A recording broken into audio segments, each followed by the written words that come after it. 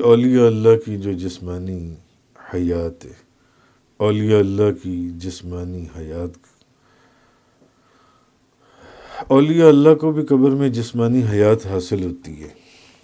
حضرت ابو ہریرہ رضی اللہ تعالیٰ عنہ سے روایت ہے، دلیل یہ ہے کہ حضرت ابو ہریرہ رضی اللہ تعالیٰ عنہ فرماتے ہیں کہ بندہ مومن جب فرشتوں کے سوال کا صحیح جواب دے دیتا ہے تو اس کی قبر کے اندر وسعت، بے انتہا وسعت پیدا فرما دی جاتی ہے، اور پھر فرشتے اسے کہتے ہیں کہ اس دلہن کی طرح سو جا جس دلہن کو اس کے محبوب کے سوا کوئی نہیں اٹھاتا۔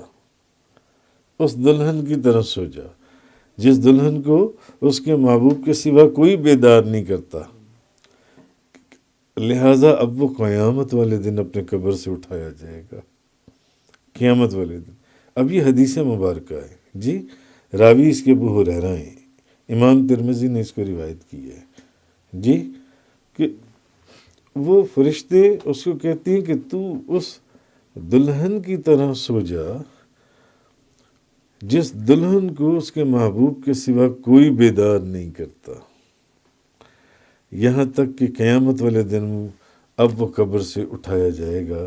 تو اس حدیث سے بھی معلوم ہوا کہ بندہ مومن قیامت تک قبر میں سوتا رہے گا۔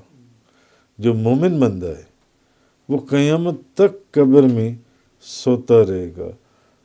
اور سوتا کون ہے؟ جو زندہ ہو یا مردہ ہو؟ جو زندہ ہو۔